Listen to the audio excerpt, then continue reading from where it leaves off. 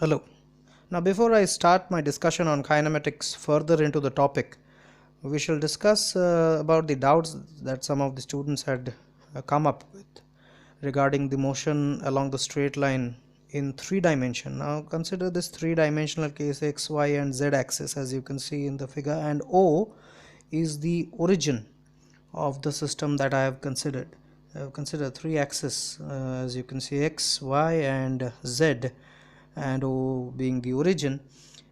With that, if I consider what is the value of the origin, the coordinates, that is 0 comma 0 comma 0 as you can see, and suppose an object moves from the point O to another point P which has the coordinates, suppose x, y, and z.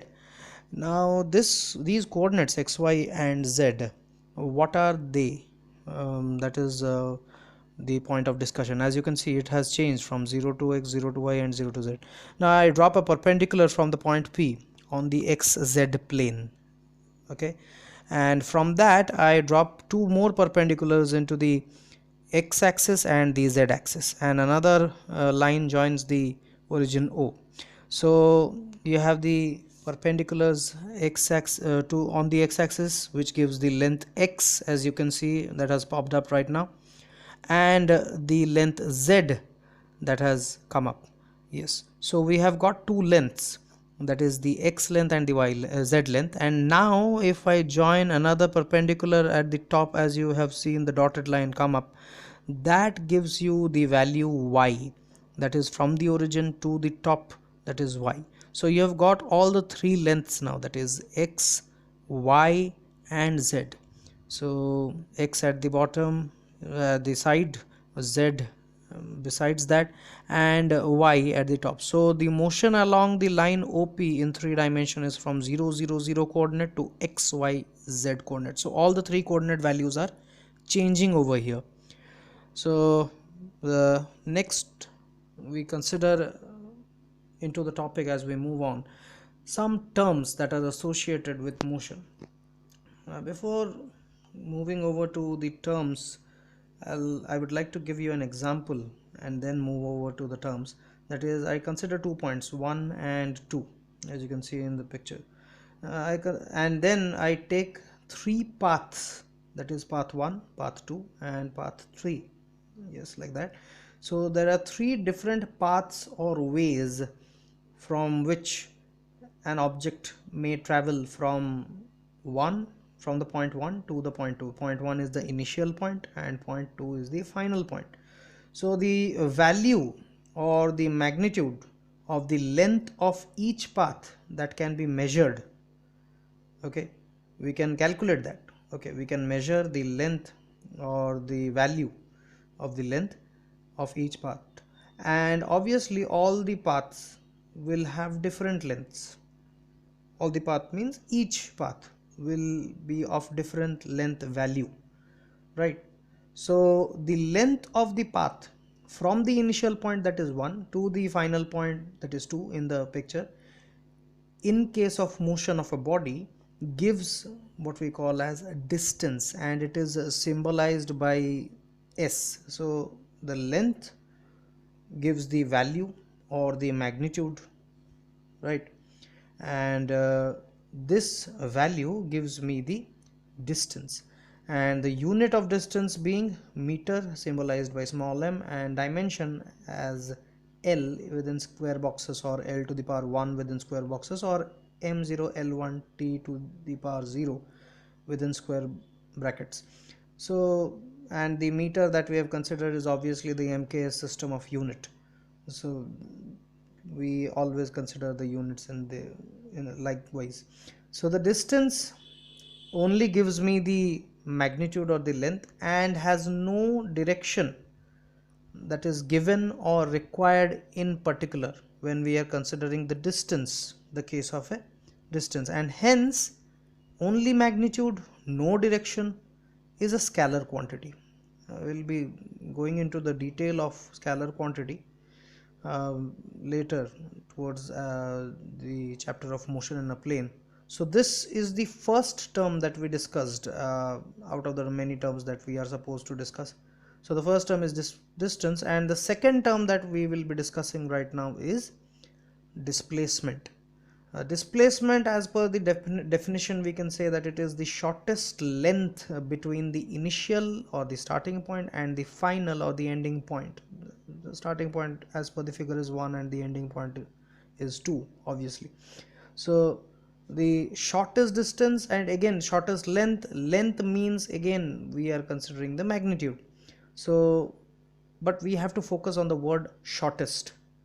Okay, so what is this shortest that we are considering over here, apart from the distance that we were considering in the figure? As you can see, which one is the shortest distance that I can consider? Yes, that is the distance 2. The path, that is path number 2 that was there, is the shortest path.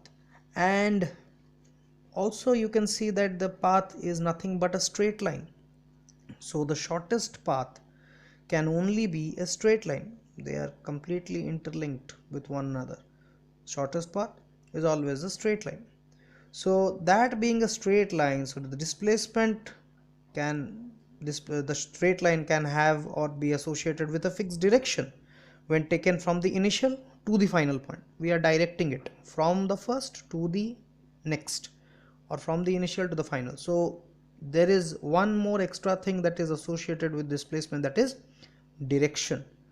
And the direction is obviously fixed. So displacement deals with two things. It will give you the magnitude, means the length of the path, and also the direction, and hence both the things that are available, that is magnitude and direction, make it a vector quantity. And that is how we define a vector quantity. A scalar quantity gives only the magnitude, and the vector quantity gives the direction along with the magnitude. So the symbol here is S, but it is on its head it has an arrow, and the arrow represents a vector. Usually a vector quantity is represented by an arrow over its head, over the symbol. So the S vector is the displacement vector. We read it as the displacement vector, and the unit remains the same because we are measuring the length. It is meter, and the dimension is L. So as it gives the length of the path, it is also a distance, isn't it? Displacement is the distance. The length can be a shortest length, but nevertheless it has a distance. But the distance also here has a direction. But if we are considering only the distance, as in the previous case, there was no direction associated with it. Okay, displacement has distance along with a direction, but distance does not have a direction associated with it. So all the displacements give us the distance. Okay, all the displacements, they will give us a distance, but all the distances are not displacements. Why not all? Because only the shortest one is giving us the displacement, not all the distances. As you can see in the figure 1, 2 and 3, the shortest path was giving us the displacement and not 1 and 2. So we move over to the next set of definitions or terms that are associated with kinematics, that is speed and velocity. As you can see the symbols, that is a small v, and the first term is just v and the second term is v vector. So velocity, as you can see, is a vector quantity, while speed is a scalar quantity. Basically both will give you the measure of how fast an object moves from one point to another. So any given point, how fast an object is moving between those 2 points, where speed only deals with the magnitude. Okay, the velocity will deal with magnitude and what? Yes, that's right, and direction. Yes, so velocity will deal with both magnitude and direction, and that is why it is a vector quantity. Mathematically we can put them in the form of equations, that is speed bracketed v, small v, is equal to distance covered divided by time taken, which is equal to, symbolically we can say, s divided by t, where t is the symbol for time taken, right? And velocity with a vector v vector, again small v, that is equal to displacement of the object considered from the initial to the final point divided by time taken. And as you can see, the symbol is s vector divided by t, that is taken for time. So both will be giving the rate at which an object changes its position with respect to time. So as the time moves on, the objects, how they change their positions, is given by them, and both being the same physical quantity will have the same unit and dimension as well. That is, unit is meter per second, and the dimension obviously is lt minus 1 or m0 l1 t minus 1 in powers obviously. So we can conclude the set of definitions. All, we haven't completed the entire thing, there will be more set of definitions, but before that we'll be moving over to some examples. I'll take an example where I have considered again 1 and 2 as 2 points. 1 is the initial point and 2 is the final point, suppose. And a person suppose moves from the point 1 to the point 2 along the path as shown, that is 1 kilometer, 2 kilometer and 1 kilometer, and then again returns from the path 2 to the path 1, again 1 kilometer, 2 kilometer and 1 kilometer. So he goes, which is given by the top one, and the bottom part of the figure gives the returning part. So 1 kilometer, 2 kilometer and 1 kilometer while moving from 1 to 2, then again while returning the same thing, that is 1, 2 and 1. Yes, they are being ticked, so you can note them. Now what we are going to find out is, suppose it takes time for going from point number 1 to 2 is 2 hours, and time for returning is 3 hours. That is, from point 2 to point 1 it takes suppose 3 hours, going 2 hours, returning 3 hours. That is, the top one that I have shown is taking 2 hours and the bottom one is taking 3 hours. So let me calculate the speed and velocity that we have just studied while it is going from point 1 to point 2, that is, while it is moving from the point 1 to point 2. So while going, speed is equal to distance covered by time taken as per the definition that we have studied so far. So what is the distance that it covers? 1 kilometer, then 2 kilometer, then again 1 kilometer. So the total distance traveled is 1 plus 2 plus 2, and the time taken is 2 hours, as I had said. So that equates to 1 plus 2 plus 1, that is equal to 4 kilometer, divided by 2 hours. So that equates to 2 kilometers per hour. So this 2 kilometer per hour is the speed. Now how to calculate the velocity? As per the definition, that is equal to displacement divided by time taken. Obviously the time taken will be the same, because it is not taking any extra time or less time. It is just taking a single time, that is 2 hours, to travel from the point 1 to the point 2. And displacement is, as we know, is the shortest distance. Now what is the shortest distance? As you can see, a dotted line has popped up, so that dotted line gives me the shortest distance from 1 to 2. And what is the value? From the figure we can make out that the value is just 2 kilometers. Consider that to be a rectangle, so that is the breadth.